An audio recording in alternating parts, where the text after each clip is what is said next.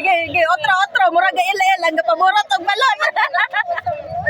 Mo ni among mga kagrupo diri guys, ang porpis.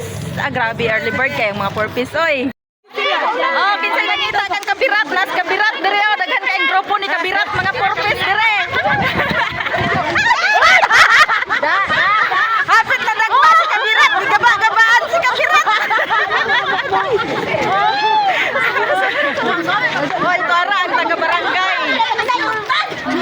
Nagpari di Amy ani sa barangay Ipunan kay hapit na ang piyesta. Mao gyud ni ang opening sa ilahang mga kasaulugan. So lahi-lahi nga sektor ang ni adiri na ay PWD nga grupo, na ay solo parent, na ay mga empleyado sa barangay, senior citizen, lawn tennis club, BHW, Ipunan Elementary School, Ipunan National High School, ug daghan pa nga mga grupo ang nisalmot ani. Atol sa parade mura og nisabay gyud ang bagyo diri no. So gikan diri sa plaza sa Ipunan, mutuyok diri sa simbahan sa Katoliko, mulabay po didto sa talipapa sa Ipunan, tuyok didto sa elementary school, mulapos didto sa Ipunan National High School, ug mubalik na dayon didto sa plaza. Ang plano dili unta diri pero kay murag ni bagyo man ug kani nga kalihukan gi-cancel na gani ang mga elementary school sa pagsalmot niini kay basin ug muulan. So wala na sila gipa-apil. So kanina lang mga dagko maoy gipa-apil kay lisod pod og i-apil pa ang mga bata unyag mukusog ang ulan na panghilantan unya kasabaan tas mga ginikanan. So mauna ni ang pagsapol diri na ni sa Ipunan Plaza.